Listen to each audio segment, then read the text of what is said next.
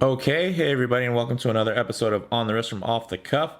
Today we have another great Seiko mod for you, of course by the wonderful and talented Alex at Artifice Horrorworks.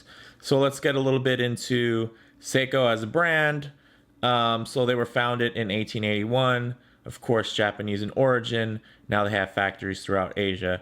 They cover all market segments from entry level to high end, and then so the great thing about Seiko is they have a little bit of something for everyone.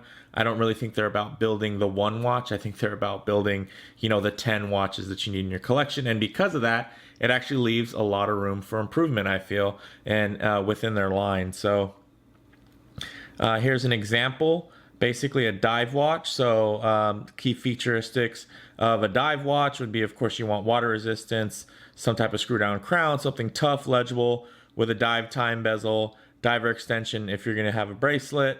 And our base model for this is the SRP777, which is known as the turtle reissue, which we did a review on, the blue version, the 773. Today we have basically the base was the 777, and what you're looking at is kind of my own modern take on a 6105 tribute. So without further ado, let's go ahead and pick this bad boy up and get a little closer look. A little bit of love to Artifice Horrorworks and the team over there. Of course, Alex, outstanding work as usual. So as we take a closer look, we'll get into the dimensions a bit. All right, so as you know, the street price for the base model SRP Turtle reissues is around $475. You can still get them as far as the street price somewhere in between $325 and $400. Every once in a while, you'll kind of get those wacky eBay listings that have a really crazy conversion rate, and you can get them under $300. So always keep an eye out for those because that does happen. The case size is 44.3 millimeters in diameter, with a 14.5 millimeter height, thanks to this domed crystal that was added, which we'll talk about here in a second.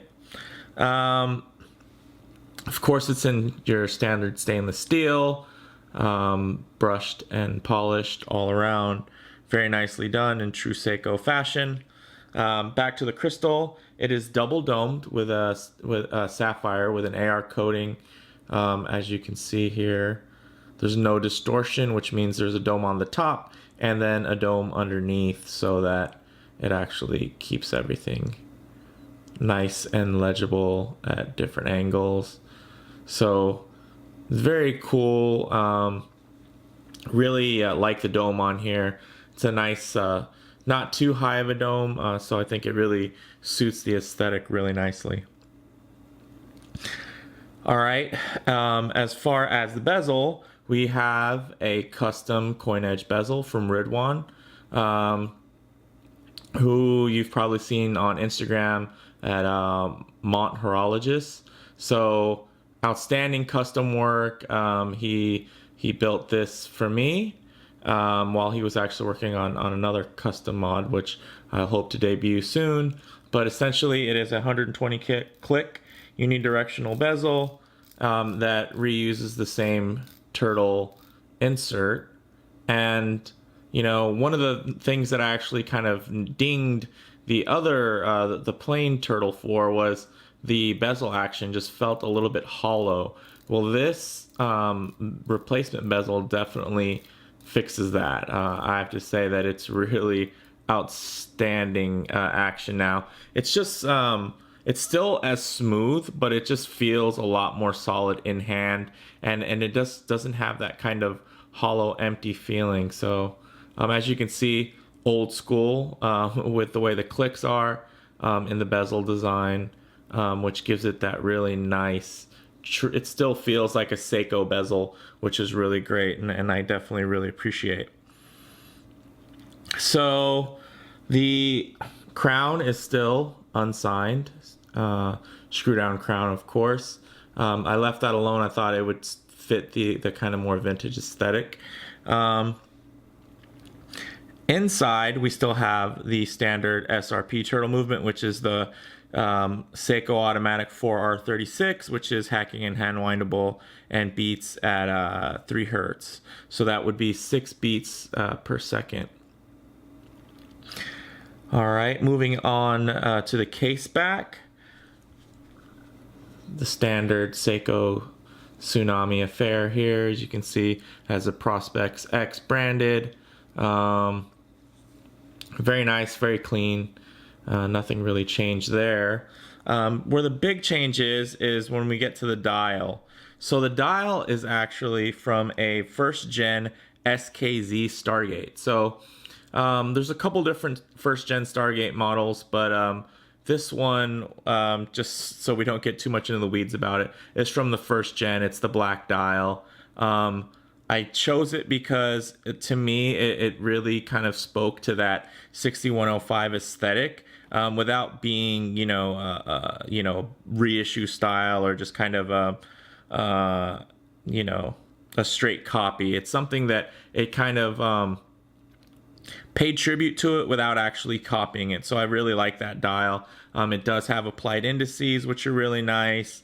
It's finished, it's glossy black finish, really gives it a nice inky, very dark appearance, even in really bright daylight, which is nice. And of course it has the day-date complication at 3 with swapped out to the black date wheels, so and day wheels, so really nice. And then as far as the hands go, some of you Seiko aficionados might see that they're a little bit familiar. They're actually from the SBDC 027 Sumo. They're the limited edition hands for the kind of AMA tribute Sumo. So these are a little less common, but I think, again, they really tie back to that 6105 aesthetic, and I think they look really good here. They are polished, with great loom, of course, as you'd expect from Seiko. So the loom is Lumibrite, Seiko's proprietary in-house loom. So we'll definitely take a look at that here in a second. But before that, let's of course, it reads across the dial. It's 200 meters water resistant. It is ISO certified diver. The dial came from a watch that was also an ISO certified diver onto a watch that is. So still rings true there in the text, which is definitely a nice touch. So the lug width is 22 millimeters, and the strap that we have on here is actually an Uncle Seiko waffle strap. So if you want to just Google Uncle Seiko, or you can go on to eBay and you'll be pretty quick to find his listings. So again, this ties back to that whole 6105 theme, which is really what I was trying to go for. And I think, kind of a sum of all of its pieces, this watch definitely pulls together a very nice theme. So let's go ahead and get a close-up here for a nice loom shot. And then what I'll do is I'll charge this up here with the black light. Just make sure we get a nice glow for you. All right.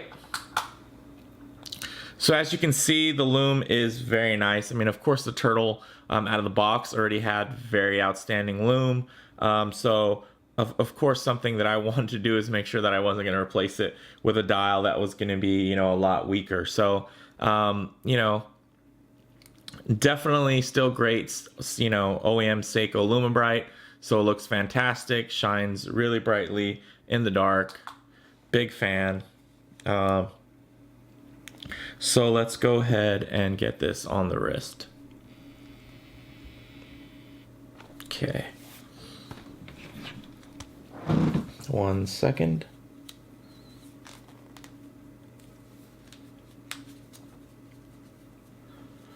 All right. So I have a 7 1/4 inch wrist. And as you can see, although it is a large piece, it actually wears a little bit smaller. I think actually the dial choice makes the dial look a bit bigger because those indices are pushed out further to the edges of the dial versus the OEM dial. But it wears very comfortably because it still has those great ergonomics, you know, where the case edges there, you know, they taper in, so it's not gonna wear as large, and it's not gonna appear as large, you know, to me.